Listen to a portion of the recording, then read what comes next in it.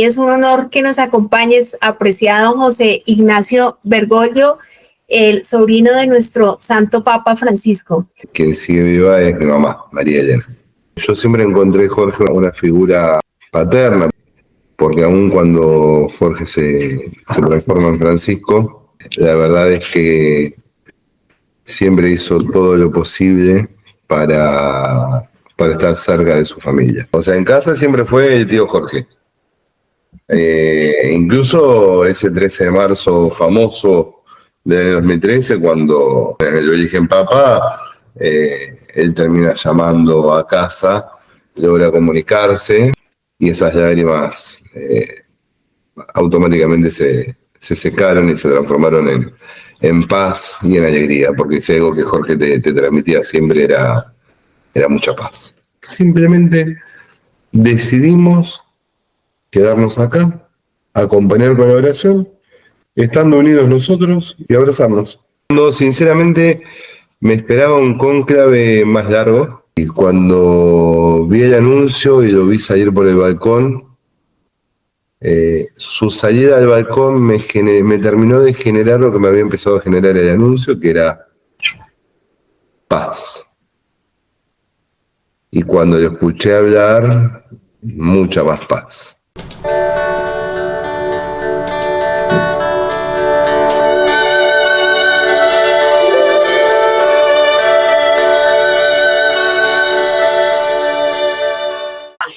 Un saludo muy afectuoso a toda nuestra linda audiencia de Soy Jesús, Estoy Vivo. Este espacio que es una extensión del libro que lleva el mismo nombre, Soy Jesús, Estoy Vivo. Mi nombre es Marcela Aranguren Riaño, periodista, escritora, biógrafa, autora de este libro.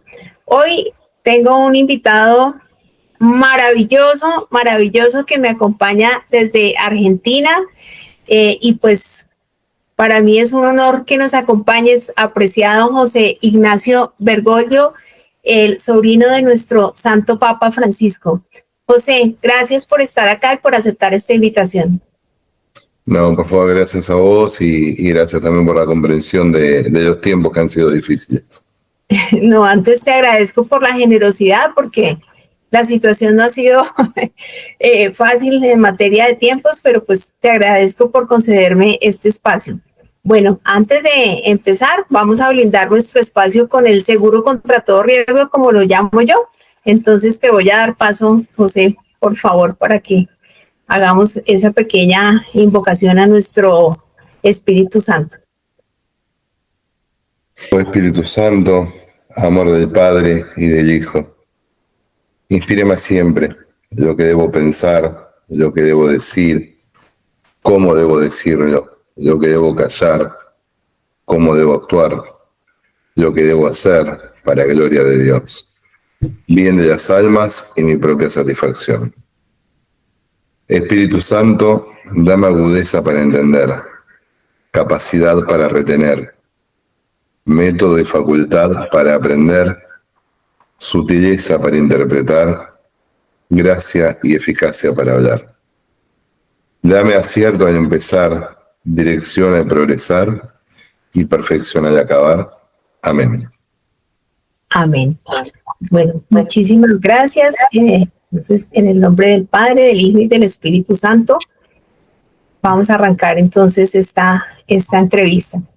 Bueno, vamos a empezar conociéndote un poquito y quiero contarle a la gente que va a ver este espacio, este podcast, que hoy es un día muy especial porque hoy habemos papa, por fin, después de varios días, pero ya tendremos tiempo en el transcurso de la entrevista de hablar sobre ese tema y sobre el sucesor de nuestro Santo Papa Francisco y el sucesor de Pedro.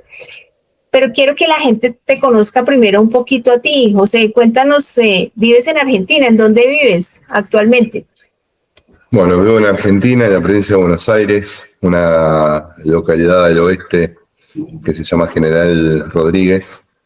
Tengo 41 años, estoy casado, estoy esperando una hija, soy empleado administrativo y acá estoy. Bueno, cuéntanos un poquito del contexto familiar, un poquito de la genealogía de tu entorno, dentro de la familia de nuestro Santo Papa Francisco. ¿Cuántos fueron sus hermanos? Y en esa genealogía, ¿en dónde te ubicas tú? Bueno, Jorge tuvo 4 hermanos: Marta, Alberto, Oscar y María Elena. Oscar falleció en el año 96, perdón. En el año 2007 falleció Marta. En el año 2011 falleció Alberto. Lamentablemente este año perdemos a Jorge y quien sigue viva es mi mamá, María Elena. Ok. Soy uno de los 2 hijos que tiene María Elena. Y bueno, a ver, Alberto tuvo 5 hijos. Perdón, Marta tuvo 5 hijos, Alberto tuvo 4. Oscar tuvo 3 y mi mamá tuvo 2. 14. Somos 14 primos. 14, ok. Y tú eres el menor, entiendo, o eres de los menores. Yo soy, conmigo se rompieron los moldes y no quisieron fabricar más. Ok, bueno, cuéntanos un poco de cómo fue esa formación católica que recibieron tu mamá, tus tíos. De mi bisabuela sería, la nena Rosa.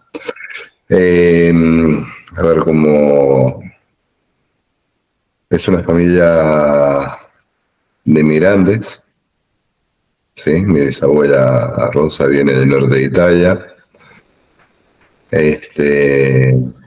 Llegan a Argentina, a Entre Ríos, en un verano, no me acuerdo el año. Comenzaron su vida en Entre Ríos y después finalmente se trasladaron a Buenos Aires,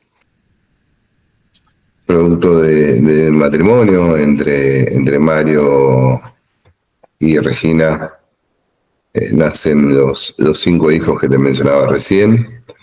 Es una familia muy católica, muy religiosa, y puntualmente con Jorge, que fue el primero de los 5, entre Jorge y Rosa hubo una conexión muy fuerte, y Rosa ha sido una guía muy, muy importante para Jorge, para Francisco, y fue quien le marcó muy fuerte la pasión y el amor a Jesús. Y en el caso tuyo, que entiendo, él también fue, además de ser tu tío, fue como una figura paterna para ti. ¿Cómo fue esa relación tuya con tu tío? Bueno, sí, yo cuando yo tenía 6 meses, mi padre nos abandona, a mi mamá y a mí.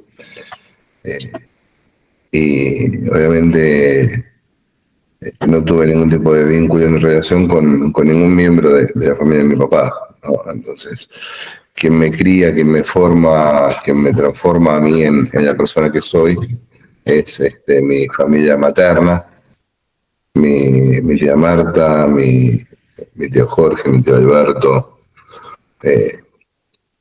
Oscar no lo conocí mucho, pero el poquito tiempo que he compartido con él fue muy lindo, fue muy profundo. Bueno, Jorge a mí me dio los 3 sacramentos, me dio bautismo, comunión y confirmación. Y si bien tuve esa suerte, la verdad es que al principio, los primeros años míos, Jorge estaba en Córdoba, entonces no había tanto vínculo, ¿no? Digo, y después cuando llega a Buenos Aires, cuando llega desde Córdoba, él viene a cumplir una función, una tarea muy importante en la catedral, llamado por quien fuera el cardenal primado de Argentina, el obispo Cuarrachino, ahí empezamos a tener un poco más de relación. Él solía venir para Ituzaingó, que es donde vivíamos nosotros, tanto mi mamá con mi hermano y conmigo, como mi tía Marta y sus hijos. Compartíamos momentos familiares. Nosotros íbamos a Capital, a la catedral, a compartir misas y posterior a las misas compartíamos algún encuentro. Yo siempre encontré, Jorge, una figura de paterna, por decirlo de alguna manera, que era un poco la figura que me faltaba a mí. Ahora, yo tengo dos tíos que me marcaron mucho. Uno fue Alberto, que fue un emprendedor y que le ha ido muy bien, y otro fue Jorge, ¿no?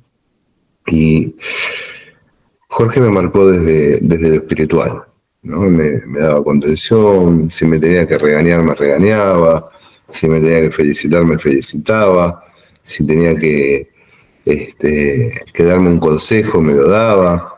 Existía esa posibilidad de diálogo con él, una posibilidad de diálogo que nunca dejó de existir.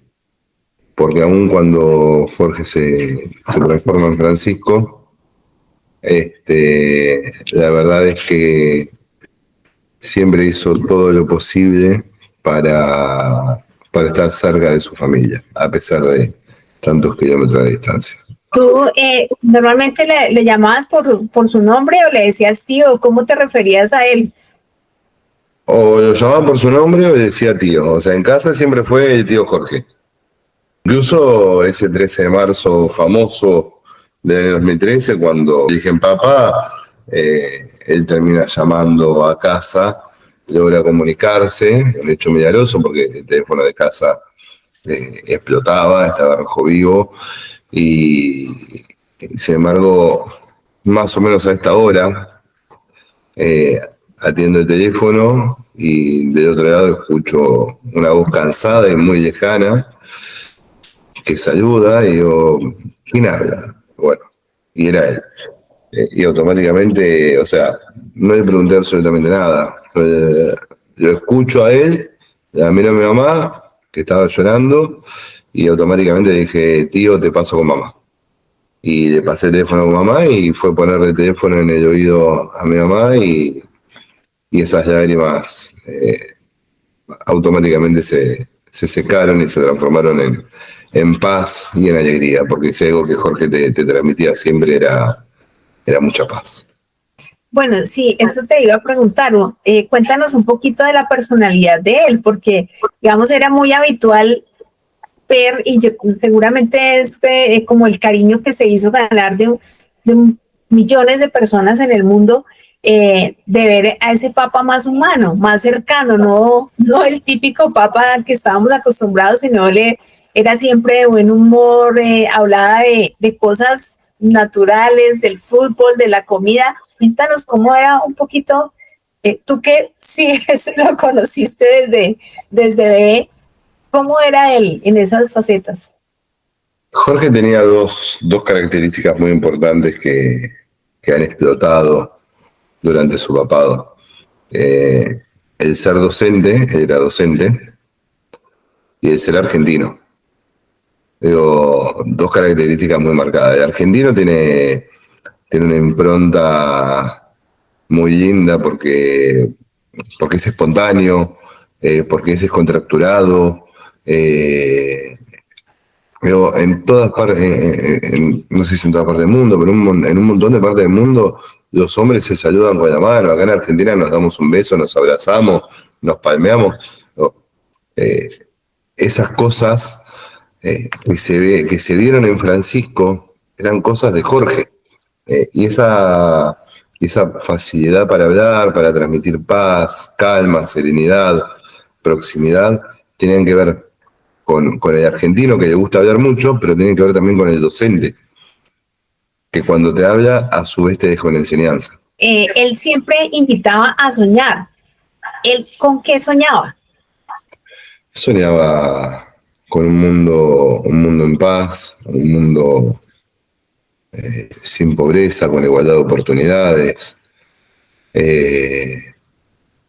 un mundo justo, donde la cultura de descarte quede descartada. Nosotros, en este mundo en el que vivimos, cuando ya pisás los 50 años, ya no servís. Y mientras más viejito te pones, menos servís. Y los chicos chiquitos tampoco sirven. Entonces, solamente en este mundo lo que se quiere instalar es que sirven de 20 a 40 y todo lo demás no. Tiene que ver mucho, ¿no?, con esta lucha que he intentado dar contra el capitalismo salvaje, porque, a ver, no está mal querer que te vaya bien en la vida, ganar un poco más de dinero, poder darte algún gusto, pero lo que está mal es el costo que se paga por eso. ¿No? La zapatilla de marca que usamos nosotros se produce a muy bajo costo en países que difícilmente esa gente pueda comer al finalizar el día. ¿No? Jorge soñaba con transformar esas cosas. Que Jorge se ha ido cumpliendo su sueño, ¿no? Porque su sueño ha logrado transmitirlo no solo con palabras, sino con hechos, y sin ninguna duda va a perdurar en el tiempo y se va a volver carne en cada uno de nosotros. El día que él fue elegido papa, aquel 13 de marzo de 2013, o sea, ¿lo esperaban o fue totalmente inesperado? Yo trabajaba, estaba en hora de almuerzo, me había ido a unas cuadras de trabajo donde yo estaba, a la casa de una familia amiga, terminamos de comer, como hoy se vio la fumata blanca, fue más tarde, me acuerdo, fue hora 3 de la tarde, hora argentina, más o menos, 3:30, que cuando vi la fumata blanca, cuando vi el humo blanco, me puse nervioso, no sé por qué, porque nadie creía que fuera a ser él. Nadie, ni nosotros, ni él, ni la prensa, ni nadie jamás se hubiera ocurrido que Jorge fuera a ser electo papa. Pero me puse nervioso, me puse ansioso y cuando salió el protodiácono y hace el anuncio y dice Jorge Mario, yo eso fue todo lo que escuché, automáticamente caí de rodillas frente al televisor, llorando. En cuanto pude, la llamé a mi mamá, hablé con ella, le dije que iba para allá, que no iba a ir a trabajar a la tarde, y al instante, antes de que saliera caminando a la casa de mi mamá, que eran 15 cuadras, 20 cuadras, me llaman los dueños del lugar donde yo trabajaba y le dije, nos vemos mañana, me voy a estar con mi mamá, con mi familia. Y no lo podía creer, no salía de mi asombro y para peor, iba caminando por la calle y, a ver, Ituzaingó es una ciudad, pero es chica y nos conocemos todos en Ituzaingó y yo iba caminando por la calle y de repente paraban los autos, se bajaba la gente a saludarme, nos abrazábamos, nos felicitábamos, y en ese momento entendí que Jorge ya dejaba de ser mi tío y pasaba a ser el tío de todos. O sea, se lo estábamos entregando no teníamos mucha opción tampoco, ¿no? Había que entregárselo a la humanidad. Y así fue. Terminé llegando a casa, me encontré con mi mamá estaba llorando, fui, la abracé, y me quedé con ella. Y después, más tarde, cuando sonó el teléfono, que era Jorge, no era Francisco, porque me dijo Jorge.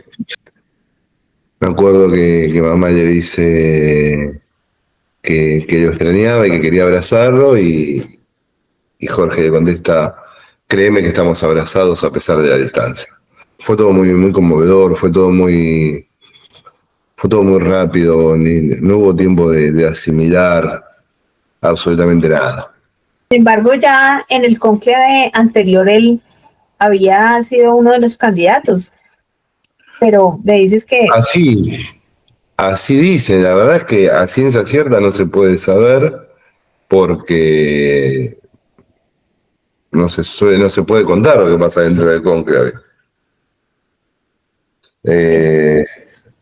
Pero así dicen, así dicen. Así Bueno, también dicen que cuando a él lo eligieron, había llegado a los 2/3 que se requería y seguían sacando papeleta y seguía saliendo el nombre de él. wow. Y no paraban de salir papeleta con su nombre. O sea, como que superó ampliamente ese 2/3 que se requería. ¿Cómo era la relación de él con tu mamá? Porque, Muy pues, estrecha, muy desde estrecha, niños muy siempre cercana. fueron muy unidos. Eran muy, muy unidos. Y bueno, obviamente, después del 2011, que quedaron ellos dos solos, se volvieron muchísimo más unidos y muchísimo más cercanos. Ok. Comunicación constante. Cuando Jorge estaba acá en Buenos Aires, era llamarse por teléfono. Sabíamos que él llamaba los domingos, pero independientemente de eso, mamá en la semana lo llamaba y yo alguna vez que he ido para a Capital, he ido de sorpresa a visitarlo y nada, ellos se volvieron mucho más unidos después de 2011 y en el 2013, cuando él fue electo papa, eso no cambió para nada. A pesar de que nunca se volvieron a ver físicamente, después Ujú. de marzo de 2013.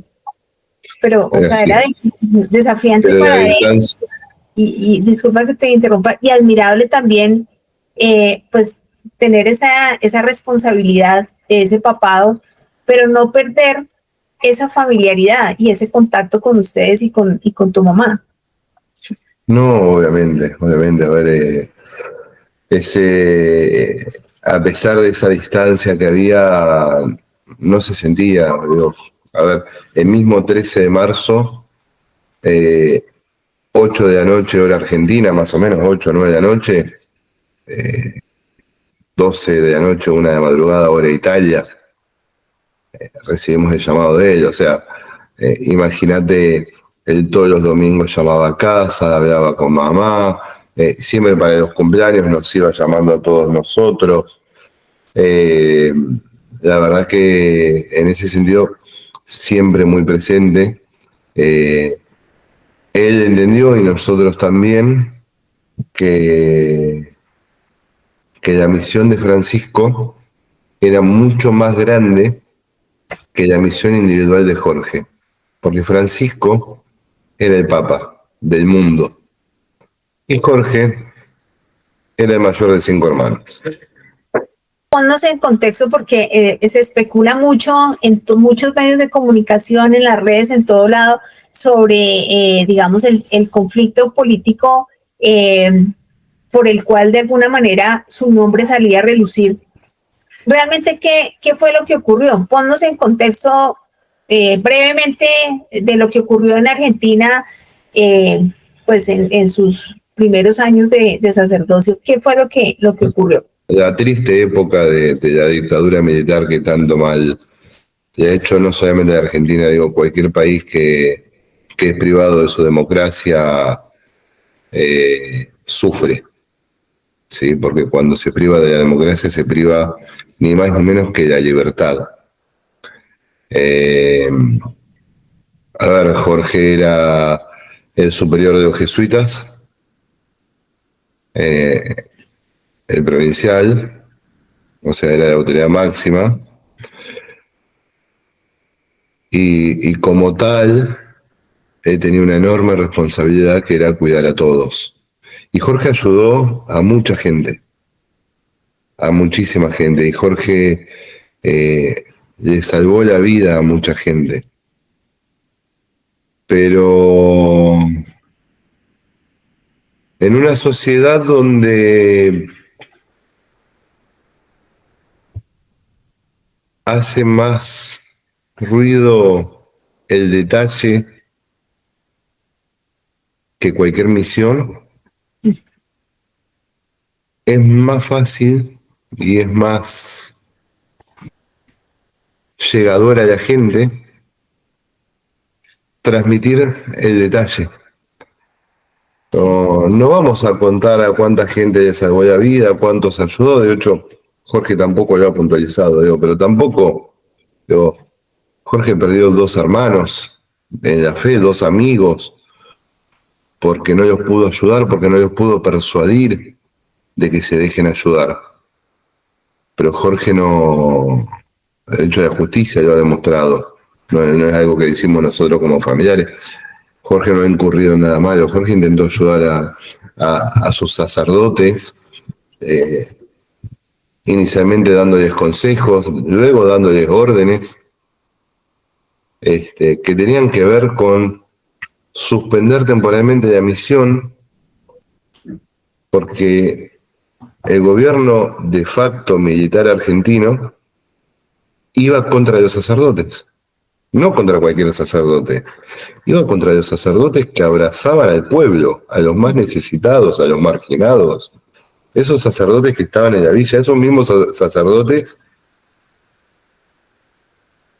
que en cualquier gobierno de cualquier parte del mundo que salgan a defender a los más necesitados van a ser castigados. Y Jorge, como autoridad de los jesuitas, intentó protegerlos y a él le dolió demasiado no poder persuadirlos para que sigan sus consejos o le hagan caso. Y no los pudo persuadir porque antes de eso les transmitió tan bien el mensaje del amor al prójimo y dar la vida por el otro, que es ni más ni menos que hacer lo que ha hecho Cristo, se lo transmitió tan bien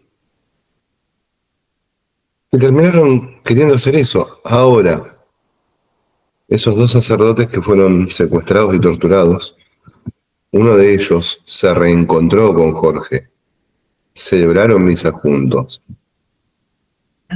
y hubo una comunión entre ellos. Entonces, ha sido muy injusto, porque la verdad que eso después se ha subsanado, y lo hemos madurado, pero ha sido muy injusto en su momento que cómo se le han delegado a Jorge cuestiones que no tenían nada que ver, cuando él trabajó fuerte para ayudar a mucha gente a escapar de esa terrible dictadura que gobernó en nuestro país.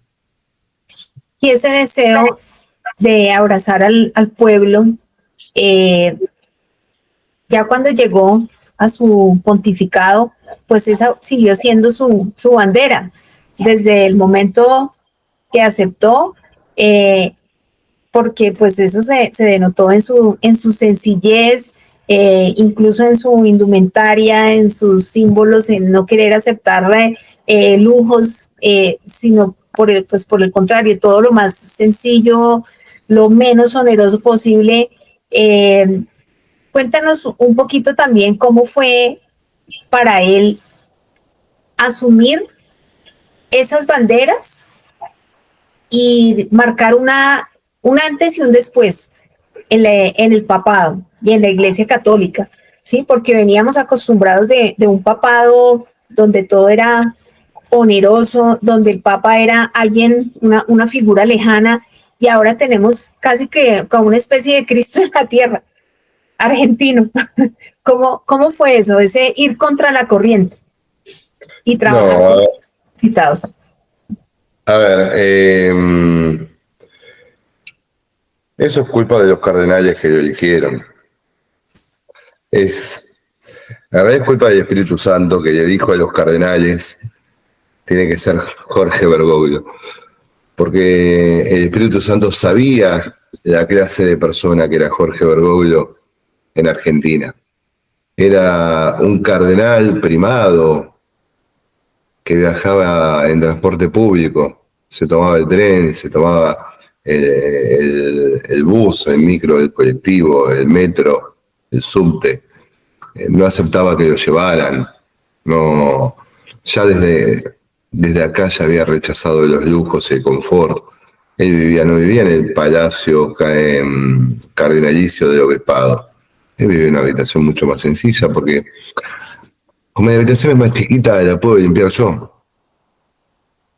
¿Entendés? Digo, eso fue el Espíritu Santo que transmitió ese mensaje. Como hoy hemos visto al Espíritu Santo transmitir el mensaje del Papa que había que elegir, bastante sencillo también. Ok, bueno, cuéntanos un poquito de esos temas espinosos que también él tuvo que abordar, que tuvo el apoyo de muchos, pero también muchos detractores de temas espinosos, ¿no? Todo lo que tenía que ver, por ejemplo, con trabajar por las personas más excluidas, por las etnias, por el rol de la mujer, bueno, muchas comunidades que en épocas anteriores fueron totalmente desconocidas y él las abrigó. Cuéntanos un poco de eso.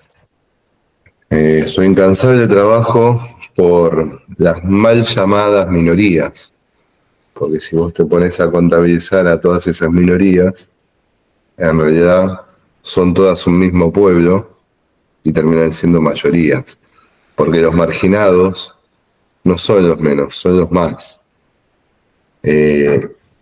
Y obviamente para trabajar por ellos y para ellos, él tenía que ir en contra de un montón de estructuras que ya estaban mal, que se sabía que estaban mal, que ya había habido un papa hace muchísimo tiempo que duró 33 días, que había planteado la necesidad de hacer algunas reformas y modificaciones, algunas reformas que fueron tomadas por el santo Juan Pablo II, un santo padre que ha viajado mucho a llevar el Evangelio y la palabra del Señor, pero que también ha trabajado mucho para ir de a poco logrando sus reformas en la iglesia. Benedicto XVI, enormemente valiente y humilde, con la tremenda capacidad de reconocer que ya no tenía las fuerzas para dar esos cambios. Y de vuelta, el Espíritu Santo diciendo, ahora vamos por los cambios, que este argentino sabe lo que es sufrir y no lo van a poder doblegar fácilmente. Y sí, a ver, seguramente, como en toda sociedad, como en toda organización, las organizaciones son susceptibles a los cambios, algunos las aceptan más fáciles, a otros les cuesta mucho más. Y si en el medio de esos cambios haces un recorte a determinados privilegios, pasa que empezás a tener detractores como algunos que han salido a manifestarse abiertamente en contra del Santo Padre. Pero es normal, es entendible, pero creo que no nos tenemos que quedar con eso, sino comprender que a lo largo de estos 12 años Francisco ha trabajado para enderezar el camino de la iglesia, volver a llevarlo cerca del pueblo, y transmitir a los pastores que tienen que tener olor a oveja. Ese pasaje de la Biblia, cuando Jesús le dice a quien esté libre de pecado, que tire la primera piedra, recuerda mucho como las banderas del Papa Francisco, ¿no? O sea, ese querer acogerlos a todos sin juzgarlos, sino más bien invitándolos, abrazándolos, pero sin perder de alguna manera, pues, esa columna vertebral que es lo mandado por Cristo. No, además, a ver, dos cosas muy importantes. Él se reconoce el primer pecador. Se reconoció siempre como el primer pecador. Y una entrevista que vi que volví a ver hace poco, no me acuerdo bien de qué año es, fue una periodista argentina. Él dice que se considera un pobre desgraciado al cual Dios le ha tenido una enorme misericordia. Así creo que fue en una entrevista de diciembre, tal vez de las últimas que él concedió. Sí, ¿no? En diciembre del año pasado. Pero sí, está bien, yo soy un pobre desgraciado, yo me siento diminuto, pero ¿qué hay más lindo que la misericordia de Dios? No, ese gesto, esa charla que tuvo, no son palabras vacías, son cosas que él sentía de verdad. Y si ya el Papa, que es la autoridad máxima de la Iglesia, se reconoce como el primer pecador, se reconoce como un ser pequeño en el universo al cual Dios le ha tenido mucha misericordia, es el mensaje de llamado que todos tenemos que recibir para acercarnos y estar ahí con Él, transmitiendo esos mensajes de esperanza, esos mensajes de fe y esos mensajes de cercanía para con el pueblo de Dios. Hablemos un poquito ya, digamos, de la fase de su enfermedad, de su decaimiento, que fue más evidente a comienzos de este año. ¿Cómo vivieron ustedes como familia esa etapa desde la distancia? No, en realidad ella venía mal hace algunos años. Mirá, más allá del principio de este año, yo me acuerdo que en marzo del año pasado, con Lucía, con mi mujer, hemos tenido la gracia de viajar para Europa, no puntualmente para verlo a él. Viajamos con otro motivo, era un motivo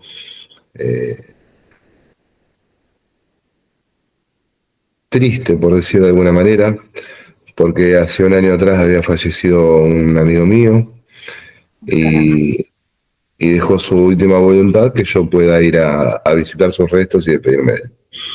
Y se encargó de dejar todo arreglado, ¿no? Entonces tuve la suerte de poder viajar para allá y cuando surgió esa posibilidad de viaje, automáticamente, obviamente, hablé con su secretario, le pedí que le transmitiera el mensaje, hablé con él y nos recibió el 11 de marzo. 11 de marzo. 11 o 12, no me acuerdo bien. Y me acuerdo que llegamos a la Ciudad del Vaticano, pasamos todos los filtros que pasa cualquier persona que va a visitar al Santo Padre, pasamos por los tres puestos de control de seguridad. Y nos recibió en la sala de reuniones del segundo piso, ¿no? Contigua a su habitación. Y lo primero que dijo fue: disculpen que no me levanto a saludar, porque yo anoche estuve con unas líneas de fiebre. Entonces, lo primero, me saltó el sobrino de adentro y lo regañé. Pero tío, dejate jorobar, me hubieras avisado y reprogramábamos. Yo en total en Italia iba a estar una semana y es tomarte un tren y venir. No había inconveniente. No, pero tantos kilómetros que hiciste, sí, pero de tu salud, le digo. No, pero yo quería verlos. El encuentro ese día, por decisión nuestra, digo, de mi señora y mía, fue que es un encuentro breve, y fue tan breve que ni siquiera tengo una foto de la última vez que lo vi. Porque vos lo veías y veías un hombre mayor, débil, y yo estaba sentado así mirándolo, y a mi izquierda estaba el bastón, el andador y la silla de ruedas. ¿Entendés? Ella estaba en silla de ruedas en ese momento, ocasionalmente usaba silla de ruedas, usaba bastón, usaba andador. Para movilizarse depende por dónde tenía que circular. Y antes de eso, acordémonos que lo habían operado, ¿sí? Y tenía ese dolor de ciático que lo tenía mal traer, y esa molestia en la rodilla que sufrimos los que tenemos problemas de ciático. Y es un hombre que entregó su vida al servicio. A tal punto entregó su vida al servicio que lo último que hizo fue estar en la plaza de San Pedro, bendecir al pueblo y salir a despedirse de ellos, porque yo estoy seguro que él sabía que esa era su última noche. ¿Ustedes no sentían eso? ¿Ustedes no, digamos, cuando lo vieron ya aquel domingo de resurrección, dar la bendición después de haber salido de la clínica, ustedes qué sentían? ¿Cómo interpretaban eso? ¿Decían va a vivir muchos años más o qué pensaban? No, sí, ese domingo yo vi las imágenes y dije, tenemos Francisco por 10 años más. O sea, para mí Francisco llegaba a los 98, iba a poder conocer a mi hija. Después de que falleció, viendo nuevamente el video del Domingo de Ramos, te das cuenta que estaba cansado y que necesitaba descansar. Y acá, parafraseando a un expresidente uruguayo, el guerrero necesitaba descansar. Y Francisco fue un guerrero de Dios, que entregó su vida y que llegó con su último aliento a impartir la última bendición, Urbi et Orbi, a todo su pueblo. ¿Cuál fue la última vez que ustedes hablaron con él? Después de esa visita física en marzo del año pasado, pero este año, antes de su fallecimiento, ¿cuándo fue la última vez que hablaron con él? La última vez que yo hablé con él fue el 29 de enero, cuando le conté que Lucía estaba embarazada, que yo iba a ser papá por primera vez. Y mi mamá, la última vez que habló con él fue 16 de febrero, si no me equivoco. Ya Jorge internado. Ah, ok. O sea, estando él en la clínica y después de que salió de la clínica, ¿ya no conversaron con ustedes, con tu mamá? No, porque vos acordate que al poquito tiempo, o sea, a Jorge lo internan un viernes 14. Domingo 15, lunes 16, habla por teléfono con mi mamá. Y el martes 17 hace una insuficiencia respiratoria. Pasa 1 o 2 noches bien y hace otra insuficiencia respiratoria. Sí. Y después, las pocas veces que apareció hablando en público, su capacidad estaba muy reducida. ¿Y tu mamá qué? O sea, cada vez de pronto que lo veía en televisión, que veía esos saludos, o digamos un día que mandó un audio breve de unos segundos, tu mamá, oye, ¿cómo tomaba eso? O sea, con angustia, con tristeza, ¿cómo recibía ella eso? Con mucha emoción y un profundo amor. Creo que no hay mejor manera de describirlo. Ella recibía esas noticias con mucho amor, pero con profundo amor, y con mucha esperanza y con mucha alegría. Conociendo a Jorge, sabiendo que esas eran señales de que Jorge no se quería dar por vencido. Un guerrero hasta el final. Sin embargo, bueno, llega ya ese domingo de resurrección, él imparte esa bendición y ya llega la medianoche y llega el lunes de Pascua. ¿Cómo te enteras tú y cómo le dan la noticia a tu mamá? Yo me entero por el teléfono, viste que hoy día tenés todo en el teléfono, no solamente la línea telefónica, tenés el WhatsApp, tenés las redes sociales, o sea, imagínate cómo estaba ese teléfono, explotaba. Yo pensé que era el despertador que me tenía que ir a trabajar. Agarro el teléfono, lo miro, y me acuerdo que digo a mi señora, murió mi tío. Y mientras yo hablaba con ella, o sea, mientras yo le decía eso a ella, manoteé como pude, traté de tantear y encontré el control remoto para agarrarlo, prender la tele. Y cuando prendí la tele, me quedé así, mirando el televisor, tratando de entender lo que pasaba, porque si hacía un par de horas lo habíamos visto, a ver, no estaba para jugar un partido de rugby. Estamos de acuerdo en eso. No estaba para correr 100 metros llanos. Pero como lo habíamos visto, la euforia que nos generó el haberlo visto en la Plaza de San Pedro era, la va a seguir peleando. Y de repente nos encontramos con esta noticia, fue un baldazo de agua helada. Y me dice Lu, tenemos que ir a ver a tu mamá. Era las 6 de la mañana más o menos. No, sí, tenés razón. Lo llamo a mi hermano, me preguntó si sabía, él ya sabía. Le digo, vamos a ver mamá. Sí, yo me meto a bañar y voy para allá. Perfecto.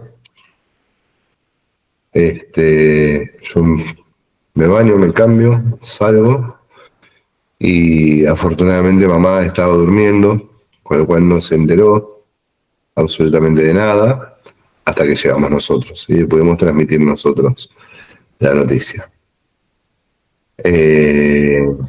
Obviamente recibí la noticia con mucho dolor, con mucha tristeza, pero con una entereza, con una fuerza interior muy grande, digna de una guerrera. Sin embargo, o sea, esa partida es de contrastes y te lo digo también desde lo personal porque eso que me estás diciendo también lo sentimos desde acá. Por una parte, la alegría de haberlo visto ese domingo impartiendo la bendición, de haberlo visto esa Semana Santa, que él quería de alguna manera estar presente, visitar de pronto también a las personas de la cárcel. Bueno, todas esas apariciones a uno lo esperanzaban bastante. Pero llega ese deceso y con las horas empiezan a surgir una cantidad de reflexiones y disidencias y circunstancias que uno dice, bueno, primero pues fue elegido papa en plena cuaresma, ¿sí? En el año 2013 y se nos va en una Semana Santa, entre la resurrección y la Pascua. Tuvo tiempo de despedirse de los fieles, además de impartir la bendición, pues fallece un lunes de Pascua, que es el Día del Ángel, que fue velado el día de San Jorge, el día de su santo prácticamente, en el año del jubileo, ¿sí? En el jubileo de los jóvenes, a quienes él tanto amaba, porque ese fin de semana era el jubileo de los jóvenes. En la octava de Pascua, y él es conocido como el Papa de la Misericordia. Estaba a puertas de la misericordia. ¿Cómo interpretas estos y muchos otros signos y símbolos que se dieron? Por ahí también en las redes se vieron una cantidad de palomas volando, una de las noches del sepelio. Cuéntanos un poco todos esos signos y esos símbolos tan bonitos. Creo que de todo lo que vos contás y estás mencionando, lo único en lo que yo había caído con anterioridad era esto de que sí, me acuerdo, a él le toca asumir como papa en el año 2013, previo a la Semana Santa de Pascua. Fue electo un 13, el 19 fue la misa de entronación, y ya ahí nomás tuvimos la Semana Santa. Y se nos va en una Semana Santa, se nos va con la resurrección. Y creo que no hay mayor mensaje que en ese sentido que el hecho de que llegó a la vida eterna, que su cuerpo se apagó, pero su alma resucitó. Y no tengo ninguna duda que está en el cielo, que está con Jesús, que está con Dios, con la Virgen María, que se reunió con sus hermanos, con sus papás, con sus abuelos y con tantos otros que lo estaban esperando. Y que desde allá, otra vez me toca hacer un acto de desapego. Desde allá nos está cuidando todos. Y va a rezar por todos. La verdad que el resto de, sin esto de tanto, no lo llegué a asimilar. No lo llegué a asimilar porque volvimos a un poco lo que nos pasó en 2013. La locura y el frenesí con el que se vivió esta triste noticia no nos ha permitido terminar de asimilar un montón de cuestiones. Sí hay algo en lo que yo me puse a pensar que tiene que ver también con el anuncio de los papas, ¿no? El anuncio de Juan Pablo II, si vos lo buscás, quien lo anuncia de una manera muy suelta, muy libre. Y Juan Pablo II fue el Papa viajero. Uh-huh.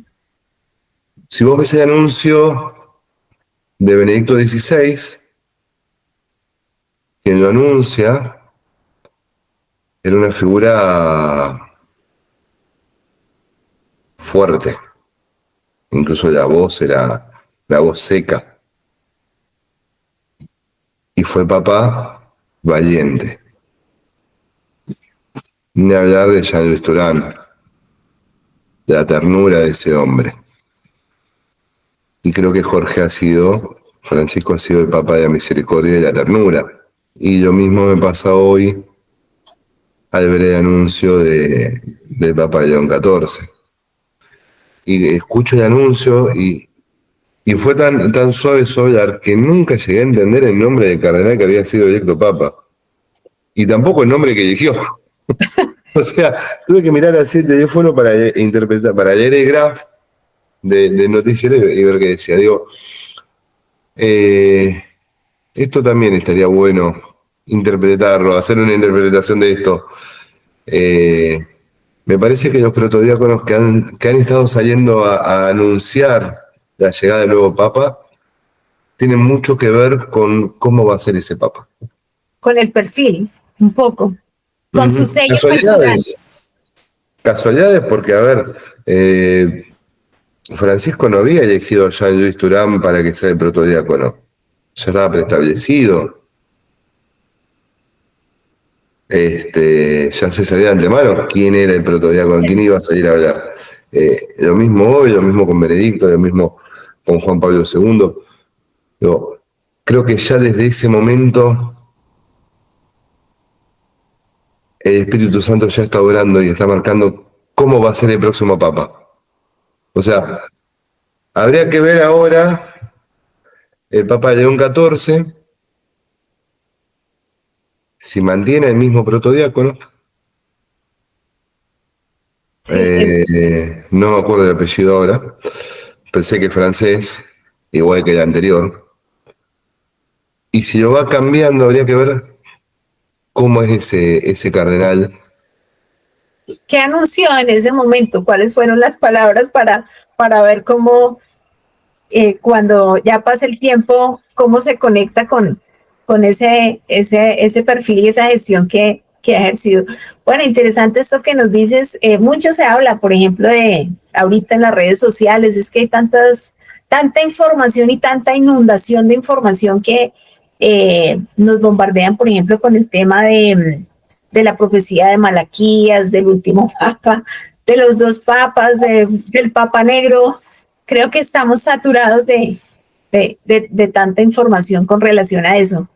Antes de hablar de la designación del nuevo papa, tú me dices que este es el momento que no han tenido el tiempo, la oportunidad de asimilar todo esto. Por supuesto, tampoco de empezar el duelo como tal, ¿sí?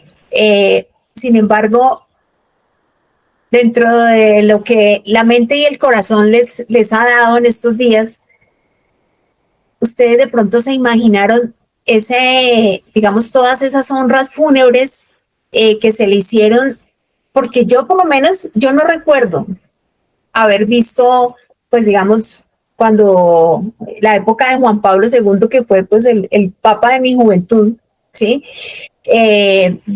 Yo no recuerdo de pronto cuando él falleció que sus honras fúnebres hubieran sido tan concurridas y tan diversas en el sentido de que logró congregar, que esto sí ocurrió con el Papa Francisco, a personas o sea, de muchas corrientes, de muchas nacionalidades, no necesariamente católicos. Allí había personas cristianos, ateos, líderes de todas las religiones, políticos, artistas, bueno, gente de todo lado. Todo el mundo lo respetaba, lo quería, lo seguía. La ceremonia como tal, el recorrido que hizo la carroza del Papamóvil, pues por todo el Vaticano, que era algo que nunca se había visto y que él lo había dispuesto así, de esa manera, hace un año. ¿Ustedes se imaginaron cuando vieron en las pantallas todo esto? O sea, que el Papa fuese así de tantos contrastes, o sea, tan querido por muchos, a pesar de que tuvo también muchos detractores, pero allí en su funeral vimos algo diferente. A ver, un poco se veía, no puedo ser hipócrita y decirte, no, te juro que no sabíamos, no nos lo imaginábamos, no, sí, un poco se veía, no puede ser más papista que el Papa. Nunca mejor, Esa frase. digo, se veía un poco porque ha sido un Papa muy popular, con una popularidad enorme. En Argentina, en el mundo, con los jóvenes. Ha sido un papa que incluso se ha acercado como nadie a los jóvenes y como hablábamos hace un rato, a esas mal llamadas minorías. Un papa ecuménico, un papa de cercanía, de proximidad. Entonces, no te puedo decir que no me lo podía ver venir. Sí, que no me imaginaba tremenda magnitud. Pero sí ahora te tengo que reconocer que si vos me preguntabas, che, ¿cómo crees que puede llegar a ser? Y me imagino que mucha gente va a estar triste, lo va a querer honrar, o va a querer recordar. A mí en lo personal, si vos me preguntás, me hubiera encantado que la mejor forma de honrar al Papa Francisco era donar el dinero del viaje a obras de caridad. No, vos querés viajar a Roma a despedirlo, tenés la posibilidad de hacerlo, sí, no viajes. Sí, ahí solamente está su cuerpo. Claro. De hecho, eso les había dicho a ustedes como familia, ¿cierto? En el año 2013 fue cuando, en esa semana de cuando lo habían elegido. Después hemos tenido varios de los miembros de la familia la posibilidad de ir a verlo al Vaticano y lo hemos hecho. Y te juro que no nos retó. Nos recibió con alegría. No se enojó porque fuimos, pero en ese momento, esa semana del 13 al 20 de marzo y después que arrancaba la Semana Santa, con todas las celebraciones litúrgicas propias de las Pascuas, pero en ese momento no nos iba a poder recibir. Entonces, ¿qué sentido podía llegar a tener que nosotros fuéramos a Italia? Ninguno. Y encima gastando dinero que no teníamos, porque tampoco que somos No somos millonarios nosotros, somos una familia trabajadora en su mayoría. ¿Tenés quienes están bien económicamente? Sí, pero la mayoría somos todos trabajadores. Somos clase media. Entonces no tenía sentido.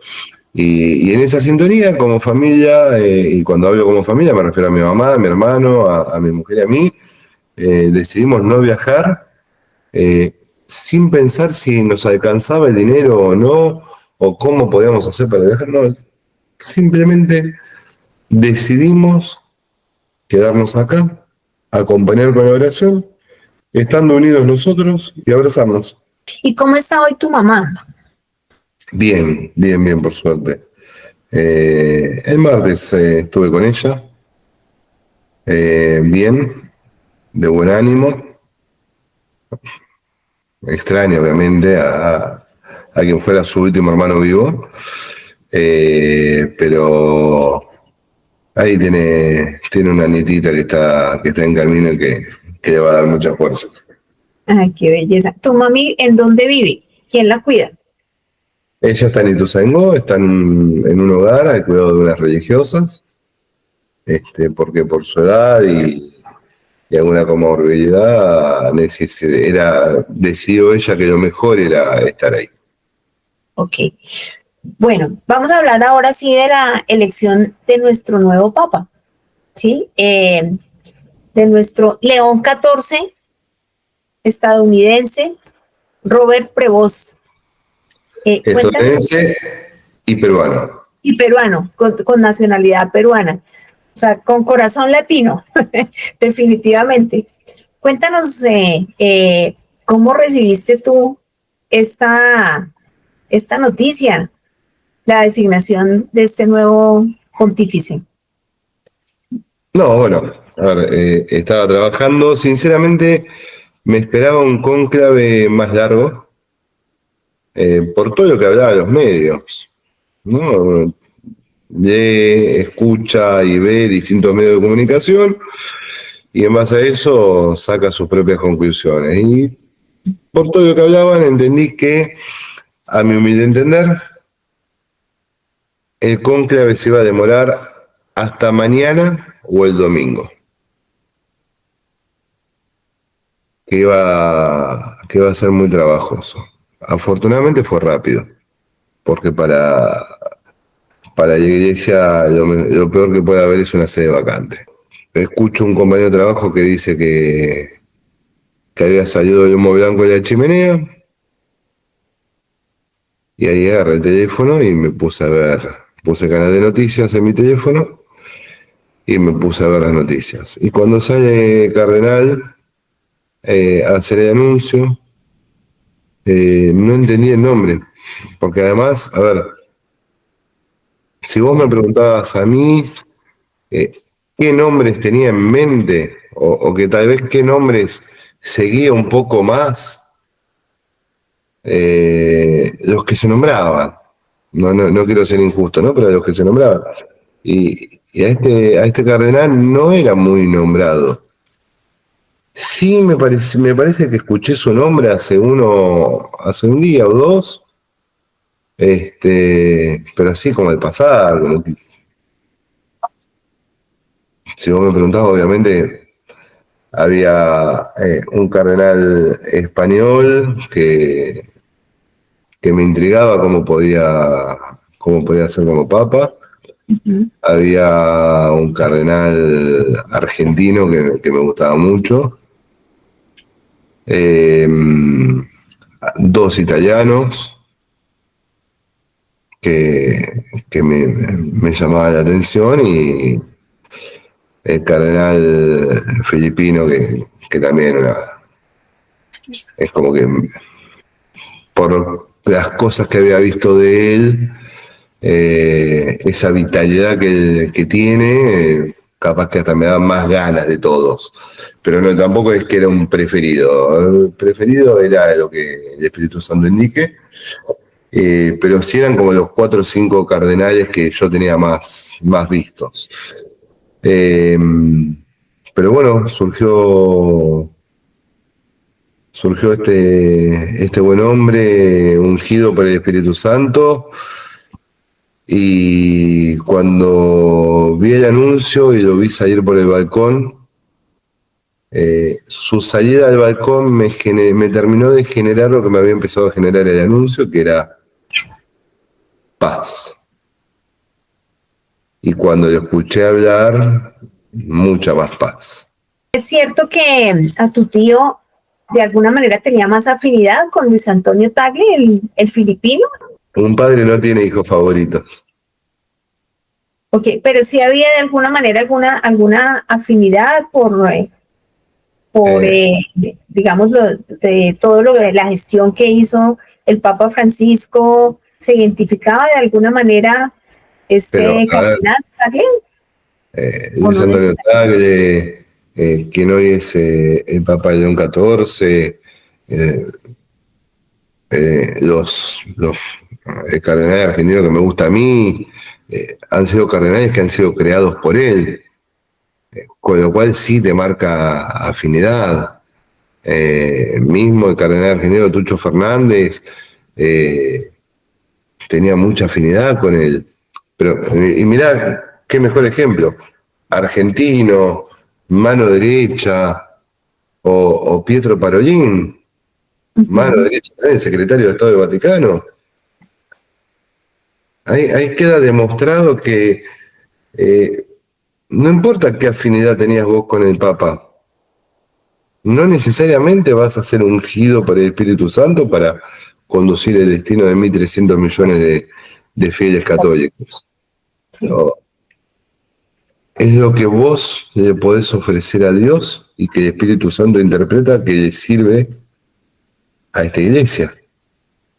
Y estoy seguro que León XIV, Dios quiera, va a tener un papado muy largo, ojalá que así sea. Y seguramente va a ser un gran papado. Okay. ¿Qué esperas tú como feligrés, como ciudadano, como argentino?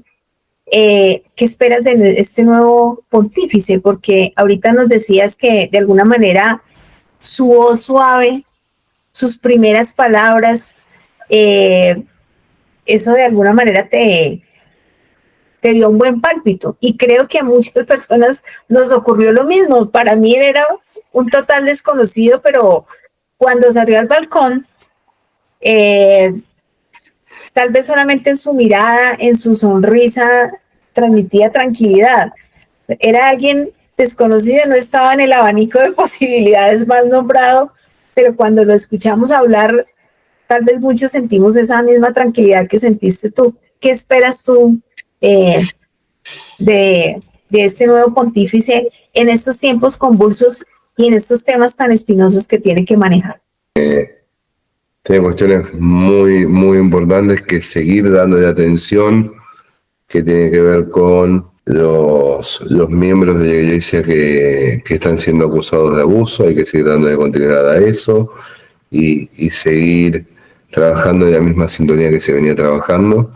Las reformas en el IOR y el acomodar y equilibrar las cuentas del Vaticano. Seguir con una iglesia de cercanía, el trabajo fuerte para el ecumenismo, para lograr el ecumenismo.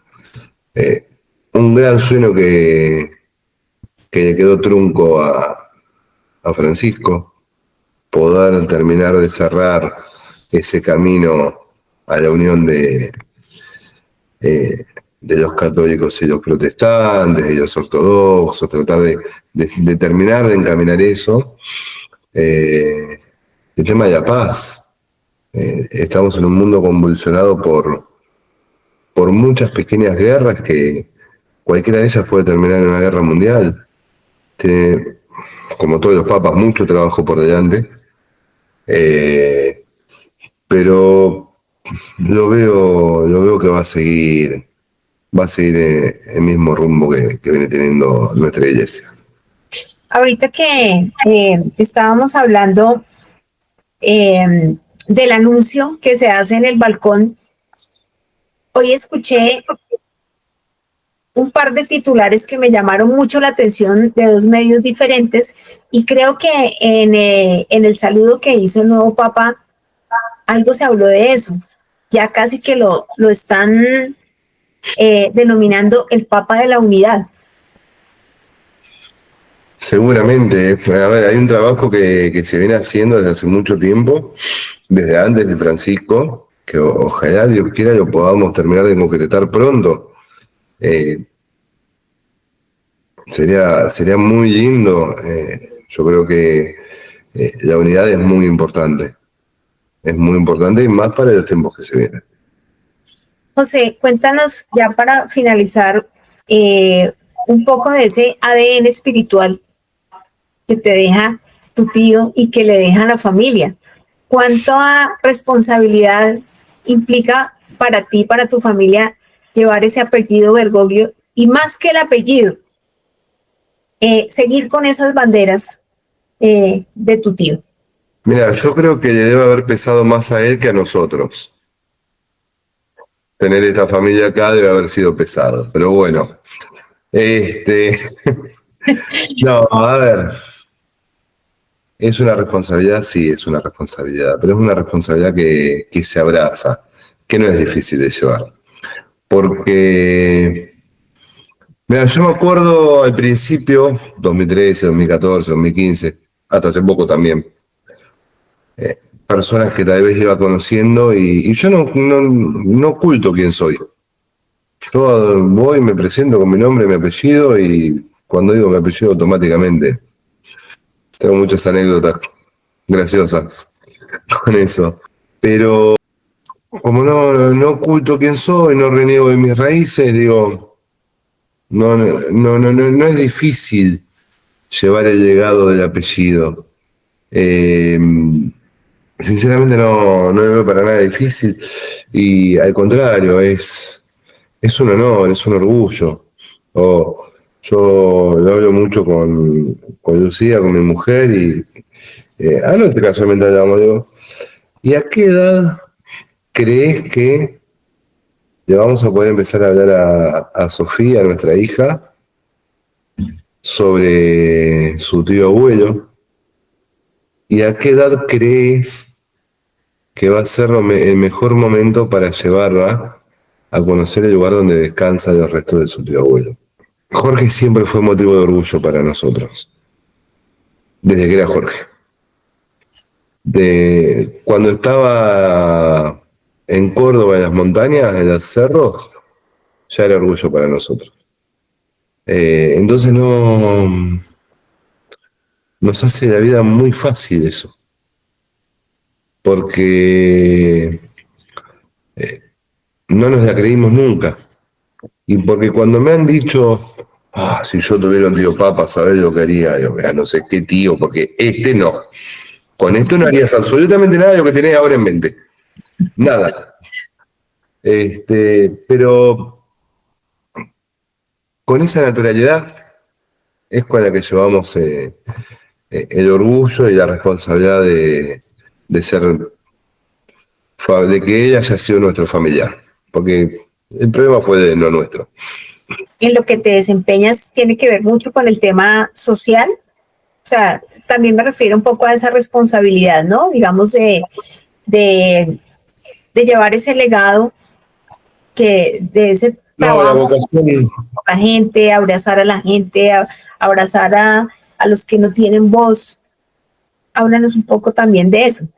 La vocación social está inculcada. A ver, un tío que llegó a ser electo papa, mamá y tía catequista, padrino sacerdote, madrina religiosa,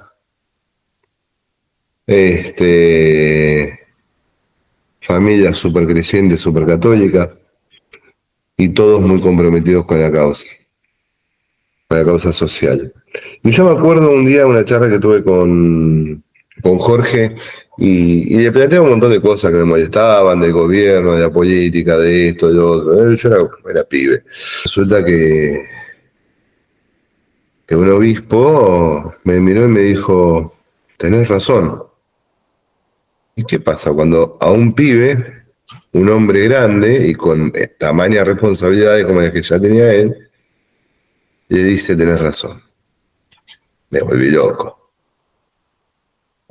Me dice que tengo razón. Y hace una pausa en silencio y me dice, ¿y qué estás haciendo vos para cambiar eso? Y ahí me bajó de un ondazo, me volvió a la realidad y me hizo sentir que era un tonto por haber creído que había ganado una discusión. Te aterrizó, mejor dicho. Y me dice, mirá, José, en la vida hay una sola forma de ser feliz y estar en paz, y es comprometerse. Con cualquier cosa que a vos te genere algún tipo de inquietud, vos vas y te comprometes. ¿Sentís el llamado de Dios? ¿Te genera inquietud? ¿Querés ser sacerdote? Vas y te comprometes. ¿Querés cambiar a la policía de tu provincia o de tu país? Vas a hacer la escuela de la policía y te comprometes. ¿No te gustan los gobiernos, la política, cómo está? Andá y militá y comprometete. Entonces nos enseñó lo que es el compromiso social. Entonces lo tenemos muy arraigado. Qué bonita enseñanza. Bueno, ¿y cuándo llega Sofía? Ahora en septiembre, mediados de septiembre. Eso. El nombre es Sofie, con PH y E. Uh-huh. Y es un nombre que cuando yo la conocí a Lu, un día, copas de por medio, hablando de cosas que no tenían por qué ser habladas, porque recién empezábamos a salir, empezamos a hablar de hijos y qué sé yo, y nombres de los hijos, y ella me dijo que siempre había soñado desde muy chiquita, que si tenía una hija, se iba a llamar Sofía, porque conoció a una nena con ese nombre y le gustó mucho el nombre y así quedó Sofía. Y a mí me gustó, entonces no hubo discusión. El problema lo hubiéramos tenido si nacía varoncito. Porque ahí teníamos cónclave tras cónclave y siempre salía el humo negro, no había acuerdo. Bueno, y tu tío supo que iban a tener bebé, pero ¿supo que iba a ser Sofía o no? No, porque yo me enteré el miércoles y él falleció el lunes. Ah, caramba. No llegué, cuando yo me entero, sabía que estaba con todo las ceremonias litúrgicas de Pascua y dije, ¿para qué lo voy a molestar ahora? Si tenemos Francisco para 10 años más. No le avisé. Pero bueno, ya está arriba cuidándonos y ya sabe que viene Sofía. El propósito, digamos, siempre de este espacio, de este podcast, es hablar de que Jesús está vivo, ¿sí? ¿Cómo? A través de la adoración eucarística. ¿Qué te inculcó a ti, tu tío, sobre la importancia de la adoración eucarística? Él siempre me habló de la importancia de estar en presencia del cuerpo de Cristo, de dedicarle, aunque sea un rato, a mí me gusta mucho ir a la iglesia cuando no hay nadie. Primero porque la tengo toda para mí solo. De hecho, el día que él falleció, yo fui a trabajar, porque no podía faltar el trabajo. Pero en un momento salí y yo tengo una iglesia ahí a 2 cuadras, cuadra y media de mi trabajo, a 200 metros, y fui. Y éramos 3 personas. Y tuve ese momento de adoración. Primero estuve un rato con él, y después fui a Eucaristía y estuve en presencia. Y lo importante de cuando estás en la presencia de la adoración de la Eucaristía es cuando vos te dejas llenar por ese Espíritu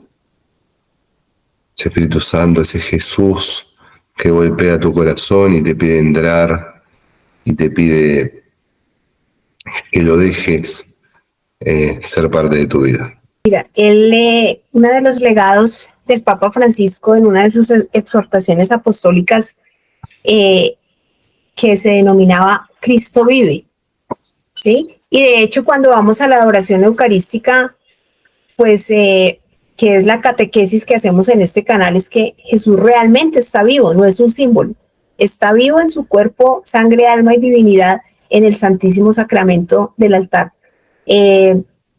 Para finalizar, quiero que le envíes un mensaje a la audiencia de por qué Jesús está vivo realmente en el Santísimo Sacramento del altar. Jesús está vivo. Está en el altar, está en el sagrario, está en el cáliz. Jesús está vivo dentro de cada uno de nosotros. Tomarse algunos minutos para adorarlo es darse la oportunidad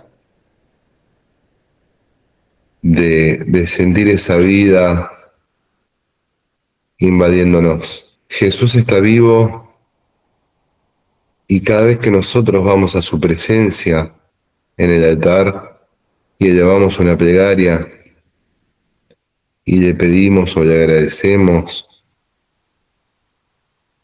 o simplemente le contamos, Jesús nos hace sentir automáticamente que estamos siendo escuchados. Jesús está vivo en cada uno de nosotros,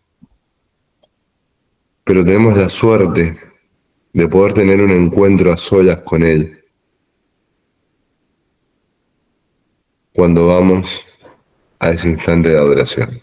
Bueno, pues José, solo me resta agradecerte a nuestra audiencia, también decirles que se fue un papa, pero con toda certeza tendremos un santo que está intercediendo por nosotros desde la corte celestial, por todas nuestras necesidades.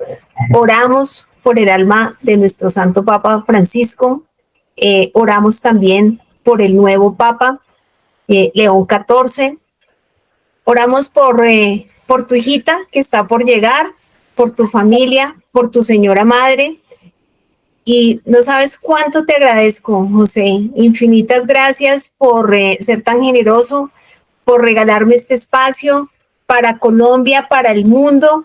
También quiero aquí agradecerle especialmente a las hermanas Liz y Gaby Viola de Argentina, quienes a través de ellas pues fue posible hacer este contacto contigo. De verdad que te agradezco muchísimo, muchísimo, muchísimo por compartir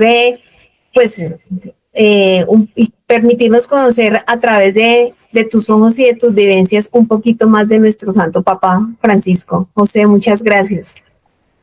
No, por favor, gracias a vos de vuelta por la paciencia, por esperarme, por entenderme, de que los tiempos no han sido fáciles, pero bueno, finalmente llegamos. Gracias porque me he sentido muy cómodo a lo largo de la entrevista. Como te dije mientras hablábamos previo a este encuentro, me gusta tratar de responder de todo. No me gusta pactar qué preguntas sí, qué preguntas no. Yo respondo después. Son ustedes los que saben si les llega o no la respuesta, pero nada, me sentí muy respetado, me sentí muy cuidado y me sentí muy cómodo. La verdad, muchas gracias. No, gracias a ti, José. Infinitas gracias. Bueno, que nuestro Santo Papa nos cuide también, interceda por nosotros desde donde se encuentre, que nosotros oraremos por su alma. Y a nuestra linda audiencia, recuerden por favor que Jesús está vivo, que nos está esperando en el Santísimo Sacramento del altar para que vayamos ante su presencia, para que nos postremos ante Él con respeto, con amor, para que le pidamos perdón, disculpas por ofenderlo de pronto con nuestros pensamientos, palabras, acciones, pero también para decirle que lo amamos, porque Él espera eso de nosotros. No solamente, como digo yo, que lo veamos como un cajero electrónico para pedirle cosas, no. Él espera que nosotros vayamos a consentirlo, a decirle que lo amamos, y ya lo último, pues, es entregarle en sus manos nuestras necesidades. A nuestra linda audiencia nos estaremos viendo en los próximos días con un nuevo entrevistado, y recuerden que Jesús está vivo. ¿Te gustó este testimonio? Házmelo saber con un me gusta. Para conocer nuevos e interesantes testimonios y milagros del amor de Dios, te invito a suscribirte y a compartir los videos para que el mensaje de Jesús llegue a miles de corazones que buscan esperanza.